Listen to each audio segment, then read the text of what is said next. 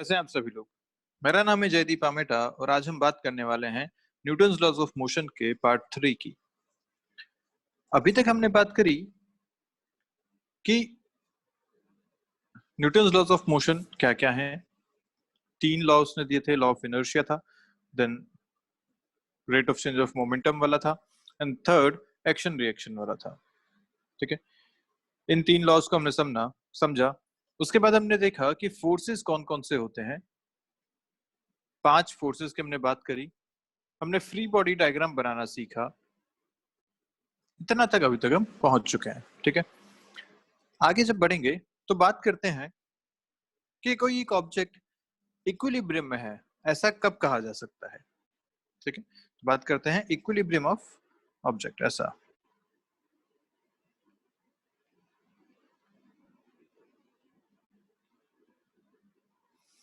Equilibrium of object ऐसा कब कहा जा सकता है।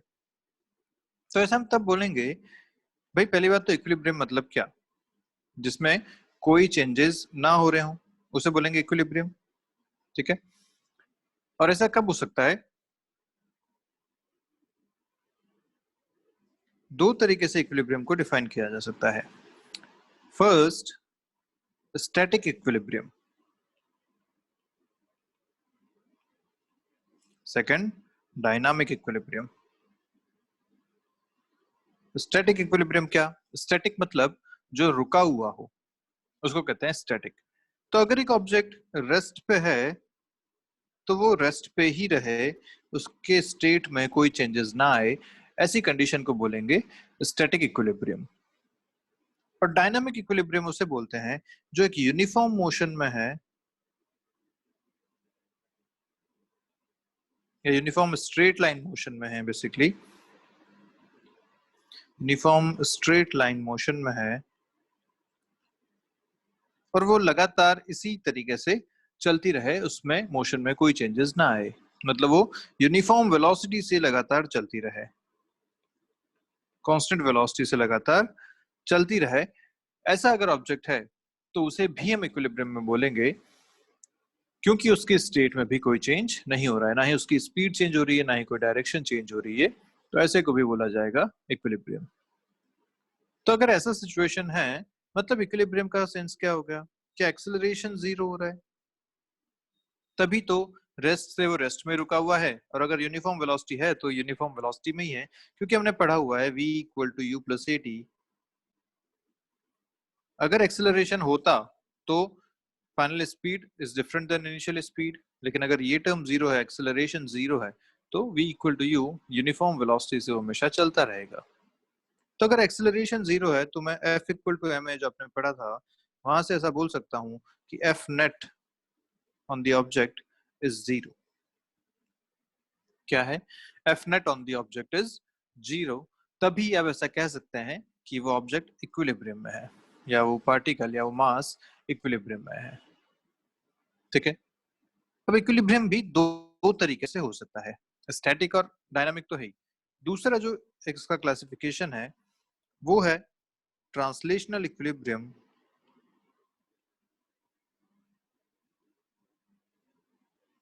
दूसरा है रोटेशनल इक्विलिब्रियम। ठीक है, अभी ट्रांसलेशनल रोटेशनल क्या क्या है।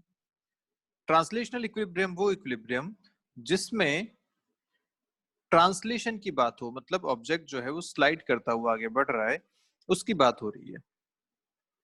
तो अगर ट्रांसलेशन इक्विलिब्रियम है, मतलब ऑब्जेक्ट या तो रेस्ट पे है या यूनिफॉर्म वेलोसिटी से एक स्ट्रेट लाइन में चल रहा है, इसे बोलेंगे ट्रांसलेशन इक्विलिब्रियम।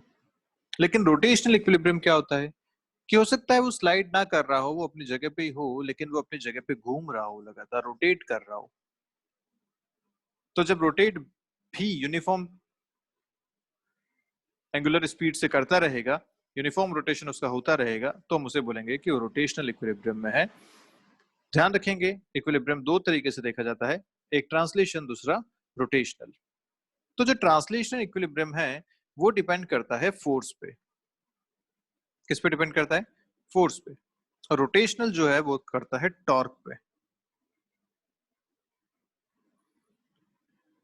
ठीक है, TORQUE, ऐसा टॉर्क एक क्वांटिटी है जो फोर्स से रिजेंबल करती है। और ये जो पूरी चीज है रोटेशनल इक्विलिब्रियम और टॉर्क वाली, ये हम बात करेंगे जब हम चैप्टर पढ़ेंगे रोटेशन वाला तब। तो अभी इसके बारे में बात नहीं करनी है। तो अभी हम जब भी बात करेंगे इक्विलिब्रियम तो हम बोलेंगे कि ये कैसा इक्विलिब्रियम है, ये ट्रांसलेशनल इक्विलिब्रियम है। इसके स्लाइड करने में, इसके चलने में कोई चेंजेस नहीं हो रहे हैं। रेस्ट पे है तो रेस्ट पे है, यूनिफॉर्म वेलोसिटी से चल रही है तो यूनिफॉर्म से चलती रहेगी। जो भी हम अभी इस पूरे चैप्टर में इक्विलिब्रियम की बात करेंगे वो कैसा होगा, ट्रांसलेशन इक्विलिब्रियम की ही बात अभी हम करने वाले हैं। ठीक है, चलिए। तो अभी इक्विलिब्रियम की हमने कंडीशन देख ली कि अगर net force on the object is zero तो वो ऑब्जेक्ट इक्विलिब्रियम में रहेगा। ठीक है बात यहां तक? चलिए, अच्छा आपने बोला कि एफ नेट जीरो होना चाहिए। ठीक है भैया, एफ नेट अगर जीरो है तो एफ नेट कैसे निकालेंगे? आपने बोला था कि एक ऑब्जेक्ट पे अगर फ्री बॉडी डायग्राम में इसका बनाता हूं तो फ्री बॉडी डायग्राम में अपने इस पे डिफरेंट डिफरेंट मास फोर्सेस जो भी इस पे लग रहे हैं वो सब इस पे आपने बता दिए। ठीक है, इस तरीके से आपने सारे फोर्सेस यहाँ पे बता दिए। मान लीजिए इस पे 4 फोर्सेस लग रहे हैं और इन 4 फोर्सेस में F1 F2 ऐसा एक्स एक्सिस की तरफ है, F3 और F4 जो है वो एक्स एक्सिस से θ1 और θ2 एंगल पे हैं। अब इसके लिए आपको बोला गया कि अगर ये ऑब्जेक्ट इक्विलिब्रियम में है, ये मास इक्विलिब्रियम में है, तो इसका नेट फोर्स जीरो होना चाहिए। ये बात हमें समझ में आ गई। ओके, तो इसका नेट कैसे निकालोगे? यहाँ तो 4 फोर्सेस है, नेट कैसे निकाला जाए? तो नेट निकालने का जो तरीका होता है, इस टाइप के क्वेश्चंस को सॉल्व करने का जो तरीका होता है, उसमें आपको ये करना है कि सबसे पहले एफबीडी बनाना है। तो एफबीडी आपके सामने है, फ्री बॉडी डायग्राम बना चुके हैं। उसके बाद इन सारे फोर्सेस को दो एक्सिस में, अगर ये 2D में है सब कुछ, तो आपको दो एक्सिस में इसको रिजॉल्व करना है। एक्स और वाई की तरफ इसको आप रिजॉल्व करेंगे सारे फोर्सेस को। तो जैसे अगर मैं इसको रिजॉल्व करूं, रिजॉल्व करना मतलब कंपोनेंट लेना, तो इसका कंपोनेंट आएगा इधर F3 sin θ1। रिमेंबर, जिधर थीटा होता है इधर cos थीटा कंपोनेंट आता है, और इधर आएगा F3 cos θ1। ऐसे अगर इसको किया जाए तो इसके लिए आएगा F4 cos θ2 और इस तरफ आएगा F4 sin θ2। तो यहां से आप देख पा रहे हैं कि जो भी इंक्लाइंड फोर्सेस थे उन्हें हमने रिजॉल्व कर लिया। अब रिजॉल्व करने का फायदा क्या मिला कि एक वेक्टर अगर जीरो होता है, इसका मतलब उसके एक्स वाई और जेड तीनों कंपोनेंट इंडिविजुअली जीरो होते हैं। क्यों ऐसा? क्योंकि आप इसे क्या लिखेंगे, एफ एक्स आई कैप प्लस एफ वाई जे कैप प्लस एफ जेड के कैप। भाई फोर्स अगर मुझे वेक्टर फॉर्म में लिखना है तो मैं ऐसा ही लिखूंगा, इसका एक्स कंपोनेंट, इसका वाई कंपोनेंट, इसका जेड कंपोनेंट आई जे के साथ लिखूंगा और इसको बताऊंगा जीरो। और ये जीरो कब हो सकता है? हम जानते हैं कि इंडिविजुअली अगर हर एक जो उसका कंपोनेंट है वो जीरो हो जाए तो हम बोलेंगे कि पूरा वेक्टर जीरो है।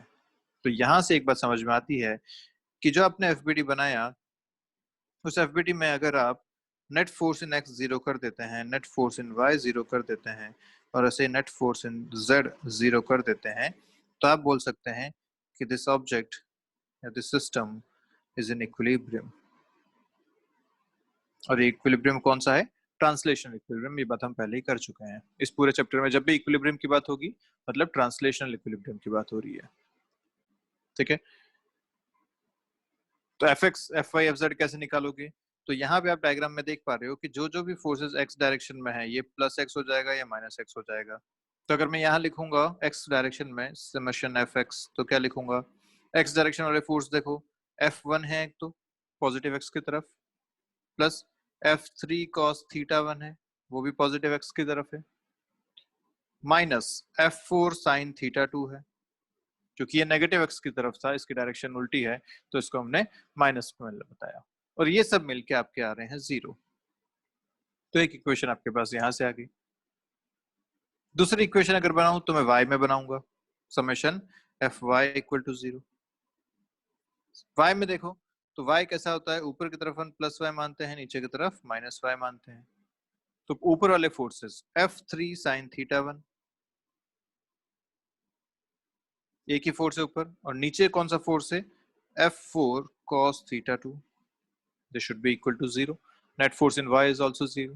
अगर ये पार्टिकल इक्विलिब्रियम में है तो नेट फोर्स इस पे 0 होना चाहिए। तो आप नेट फोर्स निकालने के लिए x में अलग निकालिए, y में अलग निकालिए, z है तो z में भी निकालिए और इक्वेशन इस तरीके से आप बना सकते हैं। अब ये दो इक्वेशन आपके पास हैं, जो भी दो अननोन आपको यहाँ से कैलकुलेट करने हैं इस क्वेश्चन के हिसाब से आप वो यहाँ से कर सकते हैं। क्लियर है बात? पक्की बात? इक्विलिब्रियम की बात समझ में आई आपको? चलिए आगे बढ़ते हैं, देखते हैं अगर मैं बोलूं कि ये ऑब्जेक्ट इक्विलिब्रियम में है, इसका मास 2 kg है और ये ग्राउंड पे रखा हुआ है। पूछा गया कि ये रेस्ट पे है, एट रेस्ट बोल रखा है ऐसा कि this object is at rest. Find normal force exerted by ground on the block। ठीक है, ये आपसे पूछा गया कि ग्राउंड इस ब्लॉक पे कितना नॉर्मल फोर्स लगा रहा है। तो सबसे पहले क्या करना चाहिए, हमें इसका एफबीडी बनाना चाहिए। तो ये आपका हो गया एफबीडी, 2 kg का ब्लॉक है। एफबीडी में फोर्सेस दिखाते हैं, कौन सा फोर्स इस पे लग रहा है। एक तो mg नीचे की तरफ लगता है हमेशा, तो 2 इंटू जी आप लेंगे 10। जनरली हम जब तक कि गिवन नहीं है 9.8 हम जनरली 10 लेते हैं। तो 2g या mg जो आपने लिखा है इसमें नीचे आ गया 20 न्यूटन। ठीक है, दूसरा इस पे कौन सा फोर्स लगेगा, इस पे ऊपर की तरफ लगेगा नॉर्मल फोर्स, जिसे एन से शो करते हैं। ये कौन लगा रहा है, ये ग्राउंड इस पे ऊपर की तरफ फोर्स लगा रहा है। ठीक है, पूछा क्या गया था आपसे कि अगर ये रेस्ट पे है, रेस्ट पे दे रखा है मतलब ये इक्विलिब्रियम में है, तो बताइए इसमें नॉर्मल फोर्स कितना होगा। तो जब ये इक्विलिब्रियम में है और आपको यहाँ पे सिर्फ वाई डायरेक्शन में फोर्स दिख पा रहे हैं, तो जो वाई डायरेक्शन में नेट फोर्स है वो 0 हो जाने चाहिए भाई, एक्स में तो कोई फोर्स यहाँ पे है नहीं। तो अगर ऐसा है तो हम सीधा सीधा कह सकते हैं कि भाई ये हो जाएगा summation f y equal to 0, या ऊपर एन है नीचे 20 है, N minus 20 equal to 0, plus minus वाली बात है। तो यहाँ से आपको मिला एन इक्वल टू 20। तो जो नॉर्मल फोर्स आया वो आपके पास 20 न्यूटन के बराबर आएगा, जो कि mg के बराबर है। यहाँ पे ऐसा हमेशा जरूरी नहीं है कि हमेशा बराबर हो, यहाँ पे ऐसा है तो ठीक है। ठीक बात। नेक्स्ट आपसे चलिए एक क्वेश्चन और पूछ लिया गया। पूछा गया आपसे ऐसा कि भाई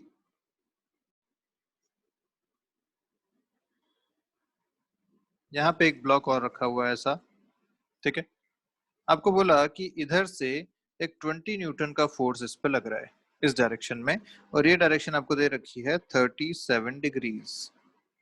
कितना रखा है, 37 डिग्रीज, और इसका जो मास दे रखा है आपको वो दे रखा है 10 kg।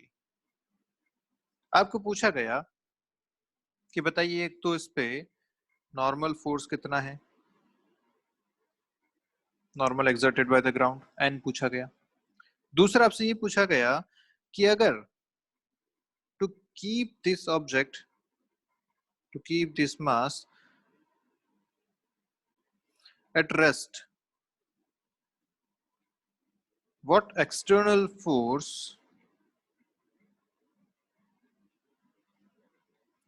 is needed। ये आपसे पूछा गया, मतलब अगर मुझे इसको रेस्ट पे रखना है तो वो उस तरफ खींच रहा है, मुझे एक एक्स्ट्रा फोर्स इधर लगाना पड़ेगा F, जो इसे रेस्ट पे रखेगा। और आपसे पूछा गया कि बताइए ये F कितना होना चाहिए सच दैट ये रेस्ट पे रहे। रेस्ट पे रहे मतलब इक्विलिब्रियम में ये रहे। तो क्या करना चाहिए, फिर से एफबीटी बनाना चाहिए। एफबीटी कैसे बनाए, तो वही अपना भाई मास को अलग कर लिया आपने, 10 kg का है तो नीचे इस पे लगेगा 10g which is 100, 10g is 100। इधर आपका लग रहा है 20 newton at an angle 37 degree. और जब हमें पता है कि जब भी इंक्लाइंड इस टाइप के फोर्सेस आते हैं तो हमें कंपोनेंट लेने चाहिए। कंपोनेंट कैसा लोगे, एक कंपोनेंट आएगा इस डायरेक्शन में 20 cos 37 एंड cos 37 इज 4/5, ये आएगा 16 न्यूटन। इस तरफ अगर देखें तो ये आएगा 20 sin 37, sin 37 इज 3/5, ये आपके पास आएगा 12 न्यूटन। तो आपके पास दोनों फोर्स आ गए, एक एक्स में और एक वाई में। और कौन कौन से फोर्स लग रहे हैं इस पे? तो इस पे ऊपर की तरफ नॉर्मल फोर्स लग रहा है और इस तरफ एक एक्स्ट्रा फोर्स जिसको हमें कैलकुलेट करना है वो लग रहा है। और बोला गया to keep this at mass at rest, मतलब इसको इक्विलिब्रियम में अगर रखना है तो इक्विलिब्रियम या at rest summation fx equal to 0, also summation fy equal to 0। Net force इस पे 0 हो जाना चाहिए। अब इस बार दोनों तरफ फोर्स है, एक्स में भी वाई में भी, तो दोनों फोर्सेस यहाँ पे कंसिडर किए जाएंगे। एक्स में कौन कौन से फोर्सेस हैं? तो एक्स में फोर्स है इस तरफ 16 और उधर है एफ, तो 16 माइनस एफ इक्वल टू 0। यहाँ से आपको मिल गया एफ इक्वल टू 16 न्यूटन। ये आपका आंसर मिल गया। ठीक है, पूछा जाता है आपसे बताओ कि इस पे नॉर्मल रिएक्शन कितनी है, तो नॉर्मल रिएक्शन कैसे लिखते? नॉर्मल रिएक्शन के लिए देखते हैं ऊपर फोर्सेस कौन कौन से हैं। नॉर्मल ऊपर है, प्लस 12 भी ऊपर है, माइनस 100 नीचे की तरफ है, इक्वल टू 0 करते, यहां से आपको नॉर्मल रिएक्शन मिलती 88 न्यूटन्स। तो ध्यान रखिएगा normal reaction is not always equal to mg। यहाँ पे mg 100 है और नॉर्मल 88 आया, तो बाकी फोर्सेस पे भी डिपेंड करता है। नेट फोर्स किस तरफ कितना है उस पे सब मिला के नॉर्मल रिएक्शन आप बता सकते हैं। तो आप सीधा सीधा नॉर्मल को mg के बराबर मत कर देना, गलती होने के चांसेस उसमें रहते हैं। क्लियर है बात? ठीक है, चलिए एक क्वेश्चन और देख लो, ऐसा बहुत आसान सा पूछा गया आपसे।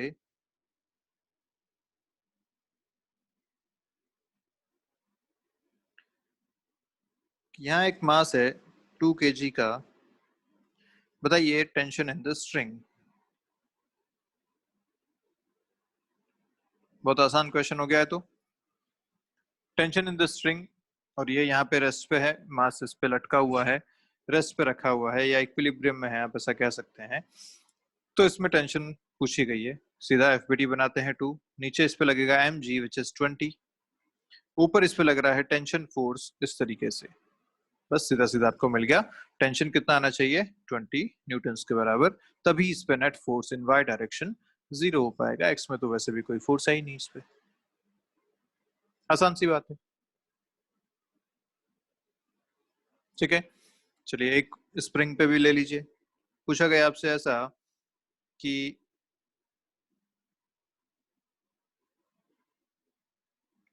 ऐसे वर्टिकल ले लेते हैं, क्वेश्चन बना लेते हैं ऐसा, ऐसे स्प्रिंग है और यहाँ पे आपने एक मास लटका रखा है 10 kg का। ठीक है, आपको दे रखा है स्प्रिंग कांस्टेंट के,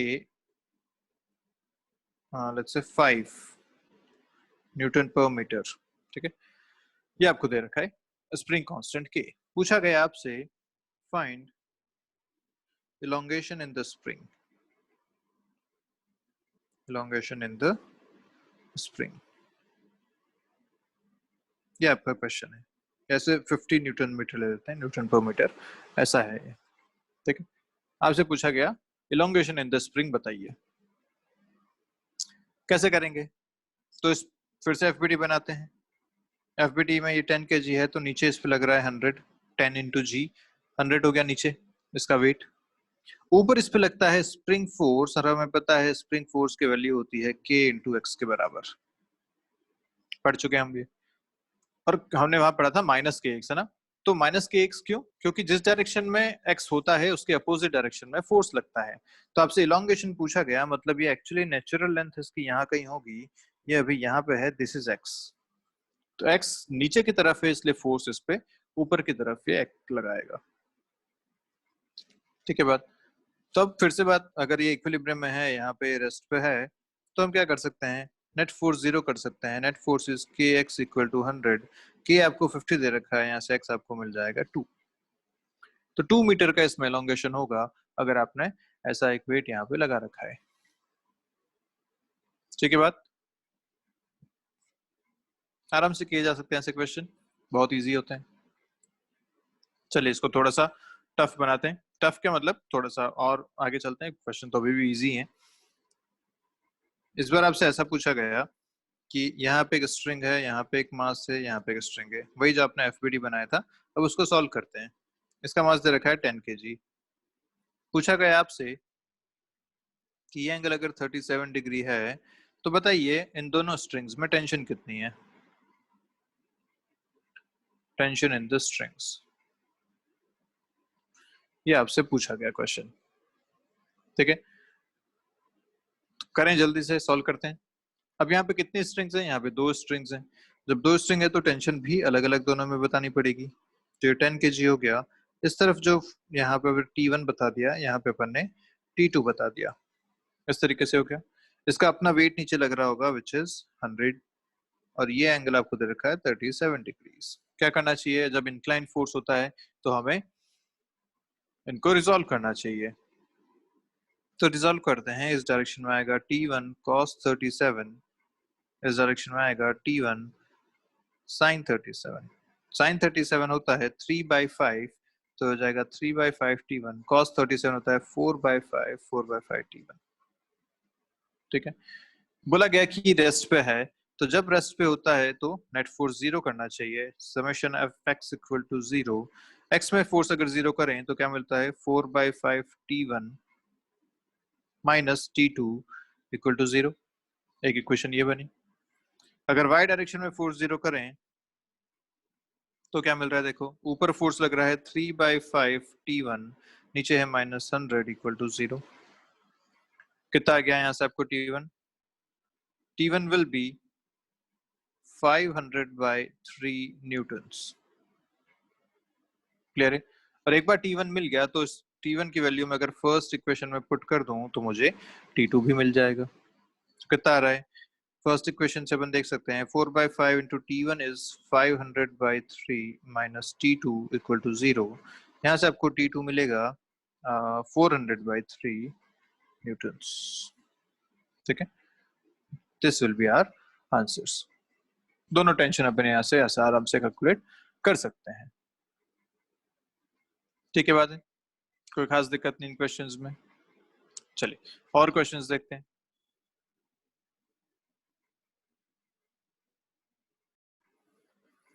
नेक्स्ट क्वेश्चन से पहले अपन बात करते हैं लामीज थ्योरम की। लामीज थ्योरम क्या है? एक बढ़िया टूल है क्वेश्चन सॉल्व करने के लिए। मैथमेटिक्स का टूल है, बेसिकली ट्रिग्नोमेट्री से रिलेटेड है। वो क्या कहता है कि अगर आपके पास 3 वेक्टर्स ऐसे हैं, मान लीजिए इस तरीके से आपके पास 3 वेक्टर्स हैं, नाम दे दिया आपने लेट्स से ए, बी और सी। ठीक है,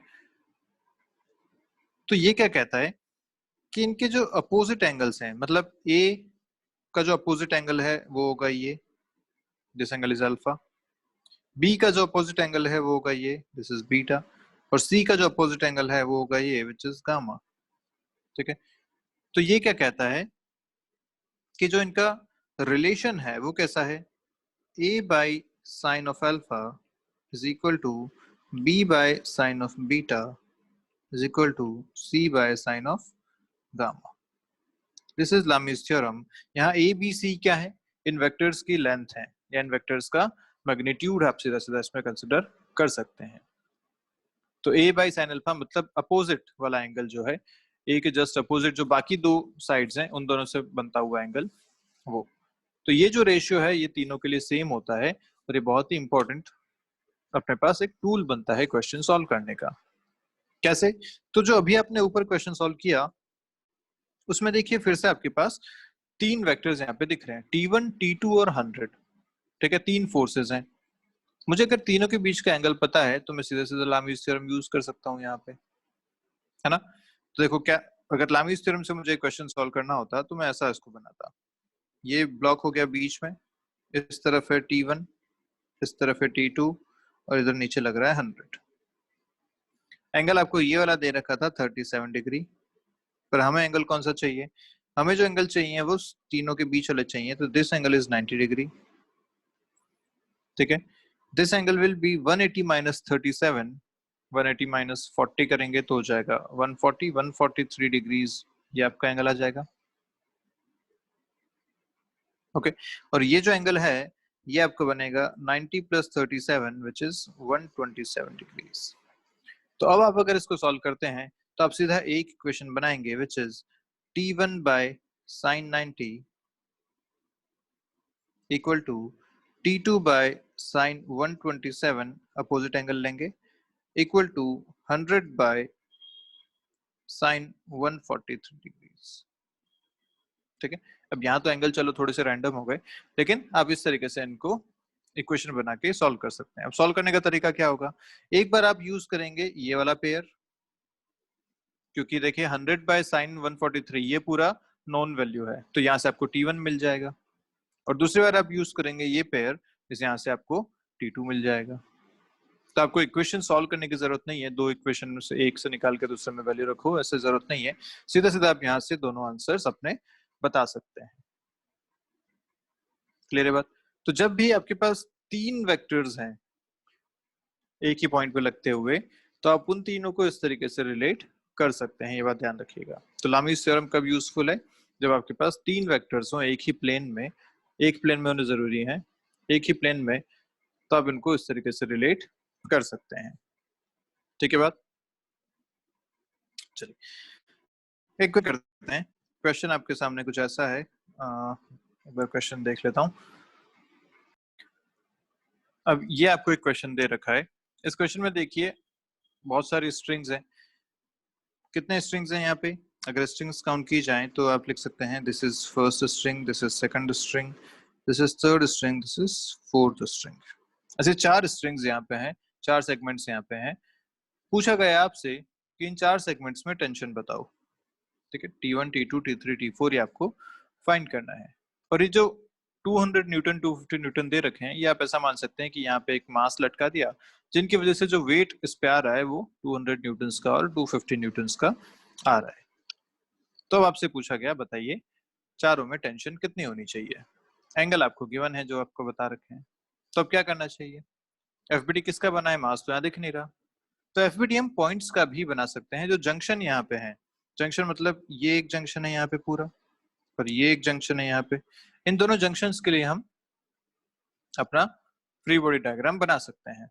तो चलिए बनाते हैं। अगर इस जंक्शन के लिए देखूं मैं यहाँ पे, तो ये जंक्शन ऐसा है, इस पे एक फोर्स लग रहा है इस डायरेक्शन में, 3 वाला है तो मैं उसको T3 कह देता हूँ, सेगमेंट 3 है उस तरफ। नीचे इस पे लग रहा है 200 न्यूटन्स, ये यहाँ बना दिया। और इस तरफ इस पे लग रहा है T4, फोर्थ सेगमेंट का है इसलिए मैंने इसको टेंशन 4 नाम दे दिया, T4। और एक इस पे फोर्स लग रहा है इस डायरेक्शन में, जो आ रहा है आपका सेगमेंट 2, तो T2 इसको नाम दे दिया, दिस इज 60 डिग्री। और ये आपको जो एंगल दे रखा है यहाँ से, दिस इज 30 डिग्री। क्लियर है बात? ये इस पॉइंट का फ्री बॉडी डायग्राम, हमारा इस जंक्शन का फ्री बॉडी डायग्राम ऐसा बन जाएगा।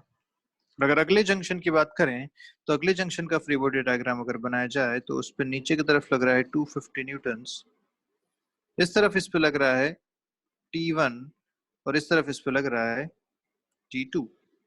और ये एंगल अगर आपको दे रखे हैं, अगर देखिए ये एंगल यहाँ पे 60 है ना, ये एंगल 60 है, तो इधर से ये एंगल भी 60 हो जाएगा, और उधर से वो एंगल 45 डिग्री है, तो ये एंगल भी 45 डिग्री हो जाएगा।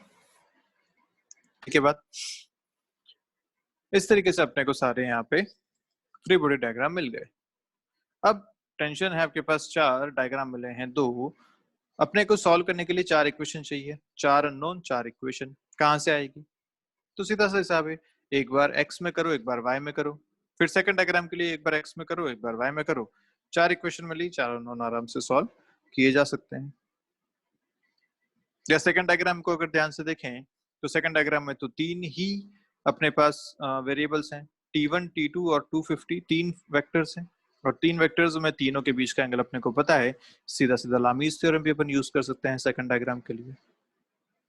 फर्स्ट डायग्राम में चार फोर्सेस हैं, T2 T3 T4 और 200, तो वहां लामीज थ्योरम यूज नहीं कर पाएंगे, वो सिर्फ और सिर्फ तीन वेक्टर्स के लिए ही काम आती है। ठीक है, तो चलिए इक्वेशन बनाते हैं। इक्वेशन बनाने के लिए पहले अपने को कंपोनेंट्स लेने पड़ेंगे। इसका जो कंपोनेंट आएगा वो आएगा T1 साइन 30 डिग्री इस तरफ, सॉरी T3 साइन 30 डिग्री, जो इसका इस तरफ आएगा वो आएगा T3 कॉस 30 डिग्री। ये इसके कंपोनेंट्स हो गए। T2 के अगर कंपोनेंट लें, तो इस तरफ जो कंपोनेंट आएगा T2 का वो आएगा T2 साइन 60 डिग्री, और जो नीचे की तरफ कंपोनेंट आएगा वो आएगा T2 कॉस 60 डिग्री। ये इसके हो गए अपने पास कंपोनेंट्स।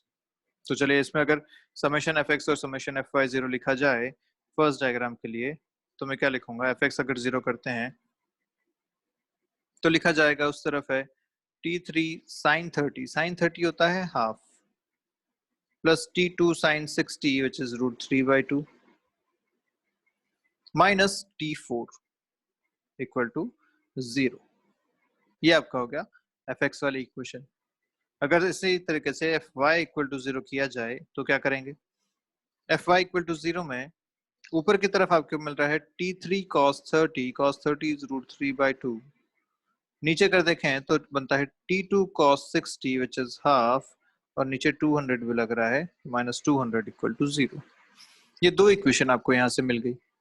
और दो इक्वेशन है वो कहाँ से आएंगी, वो सेकंड डायग्राम से आएंगी, लामीज थ्योरम से। तो सेकंड डायग्राम में अपन एंगल देखते हैं सबसे पहले।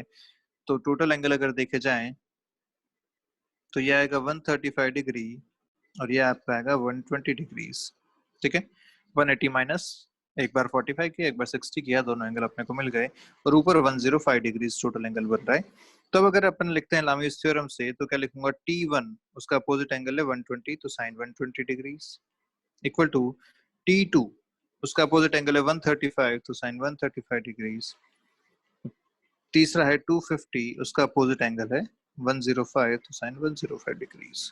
तो आप चाहें तो लामीज थ्योरम यूज करके ये इक्वेशन डायरेक्ट लिखें, एक दो इक्वेशन यहाँ से मिल जाएंगे आपको, या फिर आप यहाँ भी वही तरीका कर सकते हैं, कंपोनेंट्स लेके फिर से summation f x summation f y 0 करो, सीधा सीधा आपका आंसर यहाँ पे भी आपको मिल जाएगा।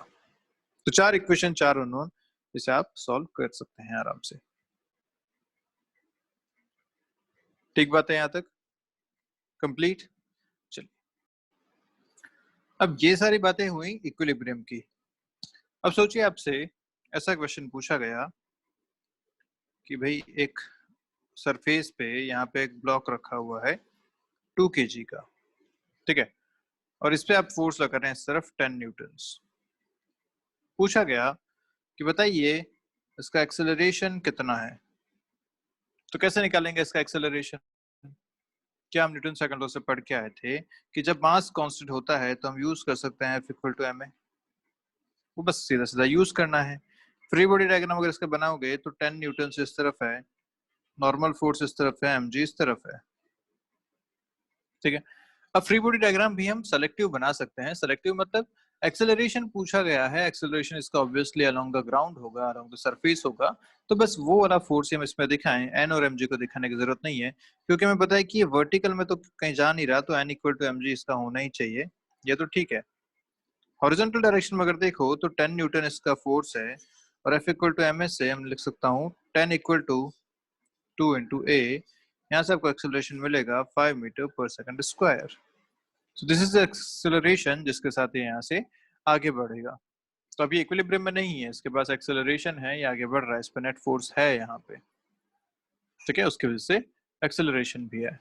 तो जब क्वेश्चन ऐसे आएंगे कि वो इक्विलिब्रियम में नहीं है, रेस्ट पे नहीं है, मोशन हो रहा है, तो आपसे एक्सेलरेशन पूछा जा सकता है f equal to m s से, आप सीधा सीधा इसमें बता सकते हैं।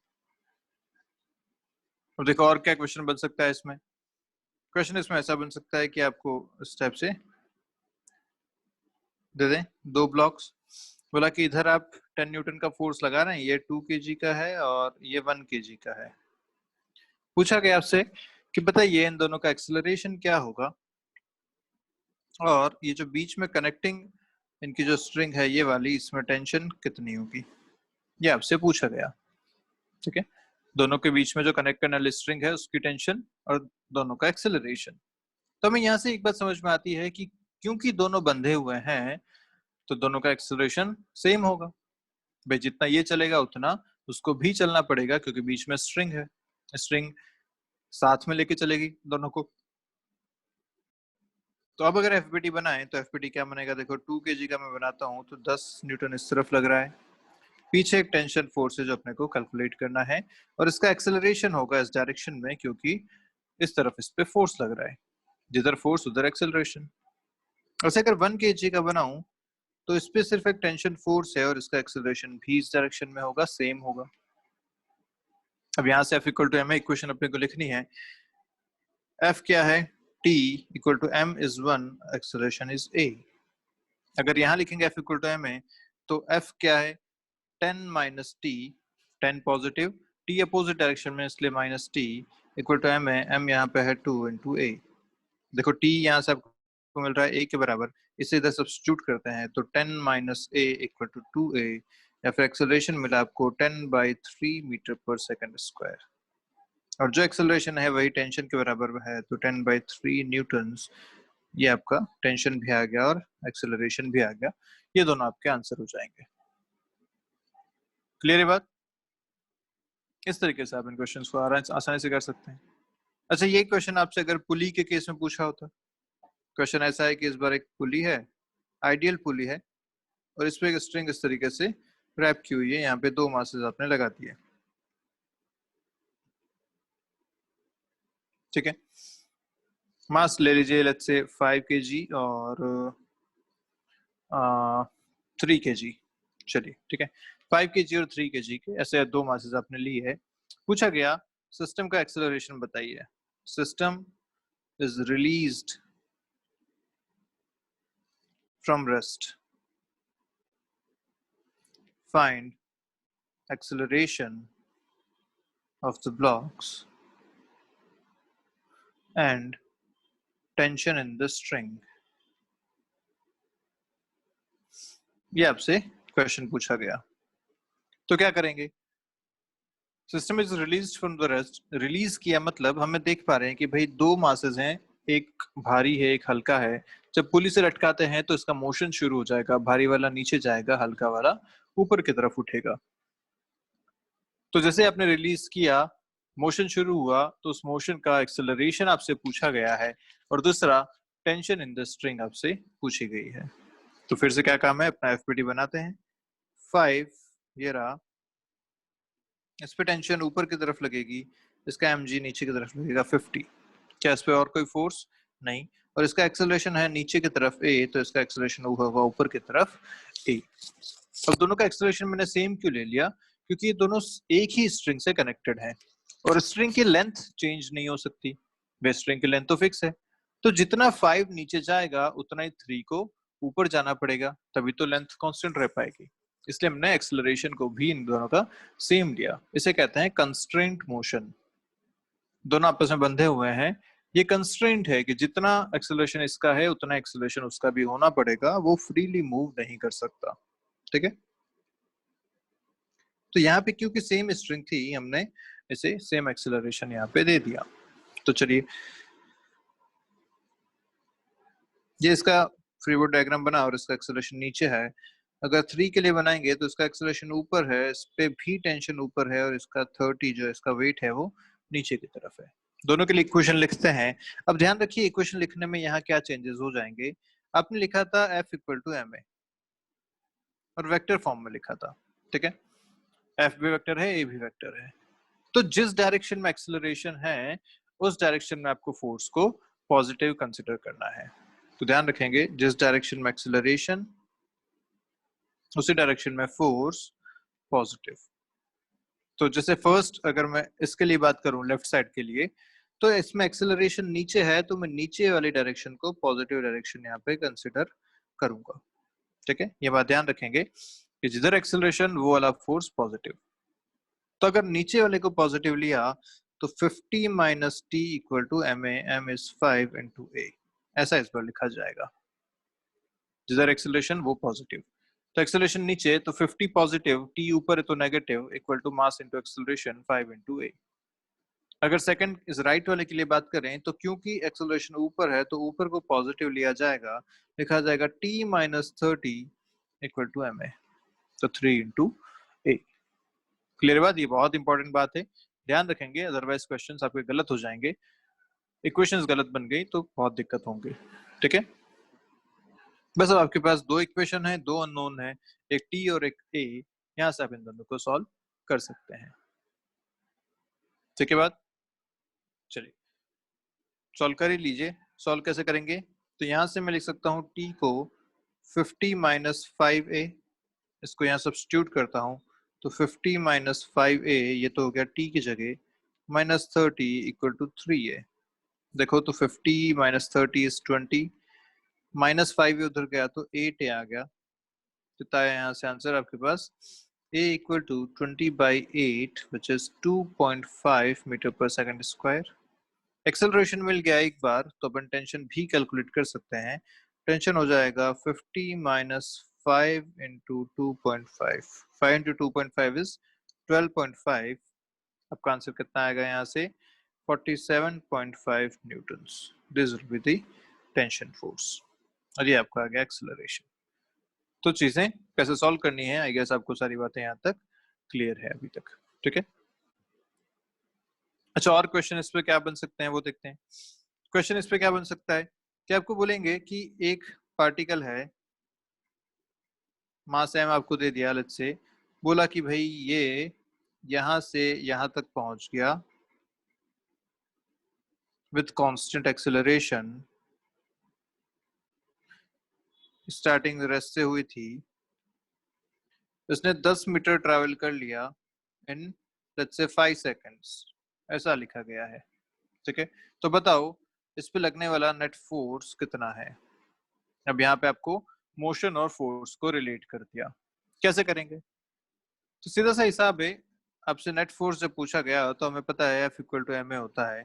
अगर मुझे एक्सेलरेशन मिल गया इस मोशन का तो मैं सीधा सीधा यहाँ पे फोर्स लिख सकता हूँ मास से मल्टीप्लाई करके।